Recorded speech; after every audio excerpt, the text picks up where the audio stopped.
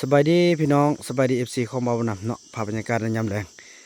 พอดีเบาบุญนำได้ออกไปเวียกมาพี่น้องเนาะพอดีมาเห็นอันซาติกเพิ่นกายทางมาโอ้เพิ่นออกตลาดพี่น้องเพิ่นซื้อหยังเลยเนาะนี่เช้านี้เอื้อยอีลี่ทำหยังฮะอีลี่ทำหยังจากน้องซื้อหยังเนี่ยโอ้ซื้อไล่ได้ว่าพี่น้องพุ่นน่ะโอ้สุดยอดฮะลูกให้ไม่เท่ากินเด้อโอ้อันนี้ซาติกเพิ่นห้องเพลงเราเพิ่นก็ไปซื้อจังซี่แหละเพิ่นอันนี้ตัวห้องน้องวะโอ้ใส่น้ำพายุเนี่ยน้ำคิ้วห้อเองเด้อนอนเด้อไปเราเบิ่งอันภาพบรรยากาศในยามแรงพี่น้องโอ้คักไปเซาติ๊กนี่สุดยอดเนาะพี่น้องเบิ่งเซาลีเฮาอยู่บ่น้องนกน้องเอาเครื่องขึ้นเฮือนแล้วบ่ขึ้นมาแล้วเด้อเออเซาลีอยู่ไสฮะอีไหลอ้าวโอ้เห็นบักไล่บ่ไปเศร้าว่ะวะโทรกับบ่ติดเนอะอ้าวไอ้บูนำก็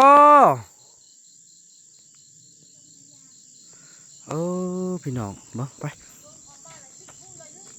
โอ้เข้ามาแล้วปิดหูหน่อยนึงก่อนมันบอกแล้วบ่เห็นป่านนี้เลยเนอะแล้วไปซะกับบ่บอกน้องได้อ้าวนั่นนี่ก็สิบ่ให้จับรถเด้นั่นนี่น่ะบ่แม่นออกแต่ตอนไปเอากระเจรถมาให้เพิ่นเนอะบ่นั่นตอนเราไปเอากระเจรถมาให้ติเดี๋ยวมาเอากระเจี๊ยบรถไปตกเราไปซื้อเอาปลาดุกมาปลาหันน้องไปท่าหันมึงเห็นเบิ่งเอิญบ่เห็นเราบ่บอกน้องเลยบ่เขาบ่บอกไปจนค่ำมานี่บ่มาเถอะป้าเนาะพี่น้องภูกใจเขาก็เฮ็ดซะเลยเนาะมื้อนี้ก็ไล่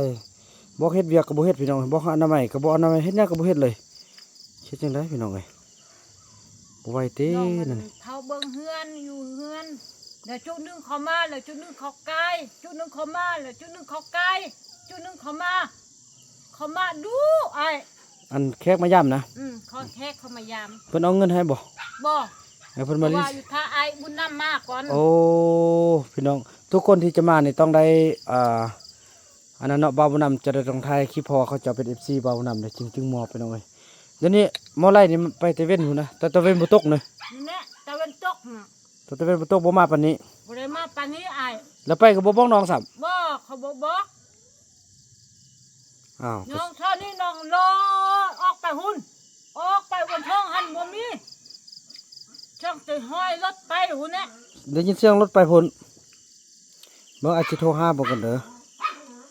คันเป็นอันนี้บ่ได้แหละให้เก็บกับเงินแล้วเป็นอันนี้แต่ว่าปลาดุกนี่ออกมาแล้วมันบ่ปลาดุกออกมาแล้วเทือกหันเราน้องไปท้ายหันคอกนำหันเราน้องมาเราเอาบ่เห็นดองชอเอิญมื้อเช้านี้พี่น้องจะว่าให้ฟังบอกอนามัยนี่ถ้าพอมีศูนย์กลางพัชิมาเนาะทางแขกเพิ่นทางรัฐบาลเพิ่นได้ลงมาบ่าวบอกอนามัยเด้อเขตหน้าบ้านนะเขตเนี่ยกระโปงกระป๋องเก็บมาเด้อสุดท้ายมานะบ่าวมาก็บ่แม่นบอกน้อยๆบอกตั้งแต่เช้าฮอดต้นช่วยฮอดเวลาหลังจากบ่าวนำไปเวียกมาเบิ่งบ่เฮ็ดหยังเลยแท้มาสิเอารถออกไปนอกบ่าวนำเฮ็ดน่ะเจ้าสิเอารถไปหยังบ่ได้ไปหยังเราไปล้างว่าซั่นแล้วก็ถามว่าเป็นหยังบ่เฮ็ดอันเวียกที่ว่าบอกแนะนำบอกอนามัยทานะบ่าวนำจนแล่นอนามัยจนเมื่อยพี่น้องทางแล่นอนามัยเด้ทางไปเกี่ยมไปรับเอาคันเทิงเพิ่นมายามมาเบิ่งการพัฒนาพัดตัวอันตรายเส้นแสบน้องมื้อนี้อ้ายก็มึนน้องบอกเฮ็ดหยังก็บ่เฮ็ดแล้ววันนี้หั่นมีขี้เหงื่อที่ว่าคือเข้าตกตันทางบ่าวนำบอกว่าพอเขาเจ้าสิมาหม้อแล้วเอาพาไปฟันนันหาไอเด้ออกเด้อเขาเจ้าสิมากินข้าวมื้อนึงก่อนป้าโทรบอกจังซี่แล้วพี่น้องบ่าวนำผมสร้างสิว่าเดี๋ยวบังสิโทรหาก่อนเด้อเมื่อยแล้วเด้อพี่น้องอย่านอนบ่ต้องปากเด้อไอ้คิดที่ว่าไอ้อยู่บ้านเด้อ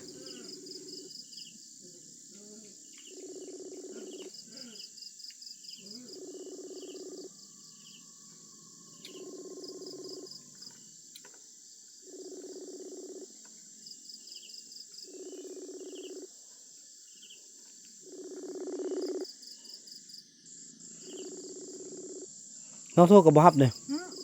เขาบ่ฮับ ไปแต่ต้นหุ้งบ่ นี่แน่ต้นหุ้งนี่ แต่ตะเว้นบ่ตกเทื่อเนาะ บ่ตกเรือ เฮ็ดดีๆได้เอาล่ะน้อง ฮัลโหลไอ้ น้องอยู่ไส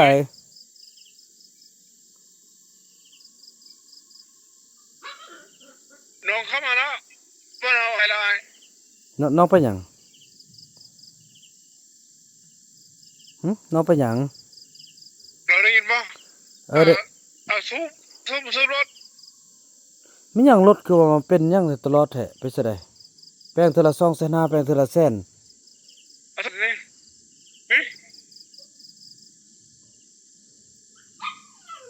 อะไร ว่าน้องอยู่ไสตอนนี้น่ะ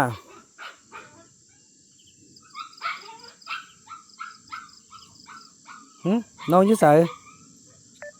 น้องโทรบ่โทรเอารถหันบ่นึกว่าแป้งเทื่อละ250,000บ่นึกว่าแป้งเทื่อละแสนมันก็บ่ล้นแป้งตินั่นนี่ซั่นก็สิบ่หาใส่โอ้ก็เป็นอันนี้น่ะ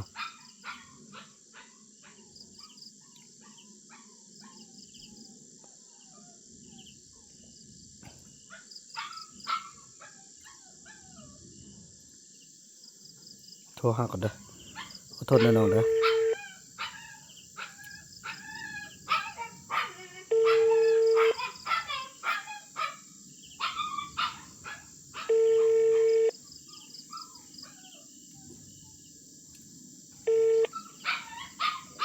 ฮัลโหล ครับ อยู่ไสน่ะ อ้าวอยู่สัญญาบุรีก็นะเงินไปนี่ โอ้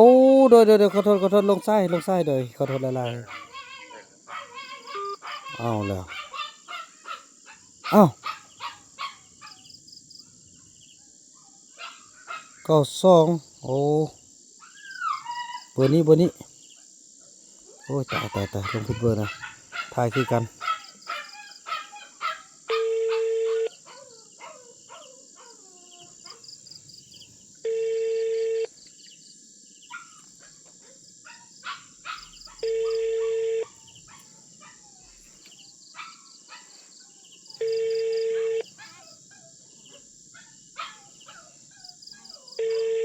เฮ้ยเราแพทย์ได้กินข้าวแล้วบ่เนาะ กินแล้วไอ้ เนาะฮะล่ะ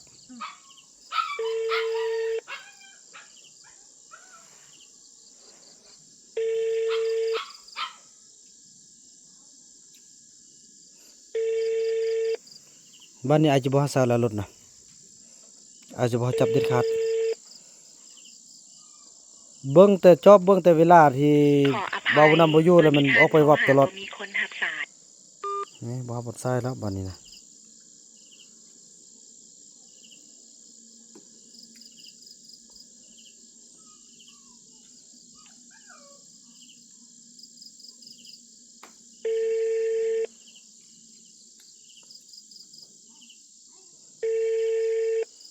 บ่มักนะคนขี้ตัวนี่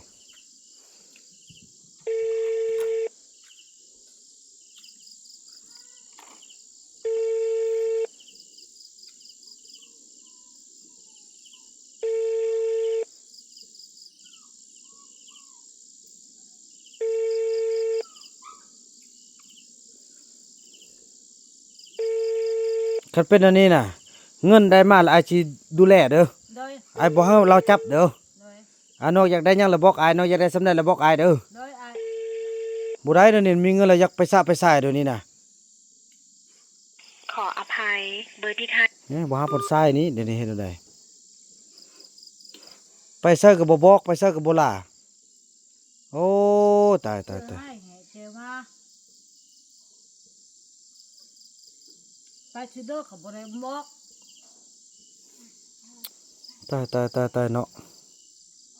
บ่ได้บอกน้องเลยเห็นบ่ บ่ ทั้งที่น้องอยู่นี่ก็บ่บอกเลย หึ ไปเอาของสูบไปเอาเฮ็ดหยังรถดีบ่ดีน่ะคำว่าสิเอายังบ่เอาตอนออกไปซื้ออันป้าหันโอ้ตายแม่ไปลินเศร้าติประวัติบ่สิค่อยดีก็พี่น้องเอ้ยก็คือว่าสิคนสิเปลี่ยนสิแปลงอยู่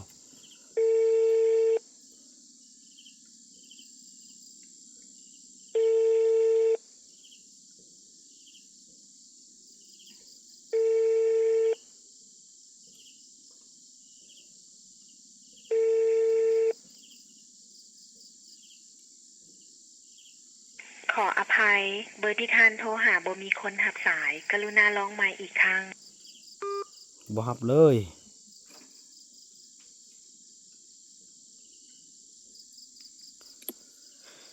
มีหยังก็ย่าน้อง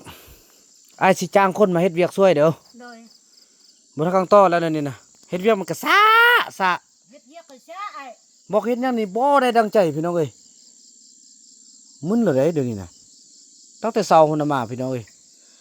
มีเงินพาไปห้องไปห้องเพลงมื้อนั้นได้เงิน900,000ปลายเนาะ เนี่ย เงินส่วนตัวบ่บ่นำบ่ได้แบ่งให้ไผเด้ออกไปซะก็สิบอก บ่ได้ไอ้ หือ โทรศัพท์หันน้องลิ้นบ่ได้หักโทรได้เบิ่งบ่ได้มื้ออื่นไปตั้งคืนก่อน เบ่ไอ้ตังค์ให้ก็ได้ เลยเอาให้อายตั้งคืนก็ได้ เอ้ยตายแล้วพี่น้องเอ้ย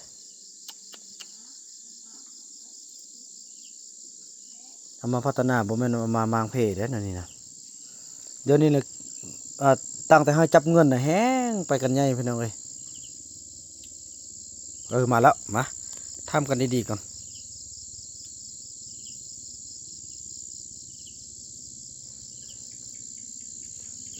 รถนี่ลมฟุบลมฟับจนโปดหมดโกบน่ะซาลีจนบ่กล้าขี่เลยน้องบ่กล้าขี่เลยเนี่ย บ่ ครับพาน้องลมจักเที่ยว ทำเพื่ออ้าย เดี๋ยวนี้น้องบ่กล้าขี่เลยเห็นบ่ บ่ก็คือ บ่ได้แล้วพี่น้องเอ้ยมาแล้วจะได้ทำกันดีๆก่อนมื้อนี้กันเมื่อกี้น่าจะอันนั้นน่าจะขี่รถอยู่เนาะ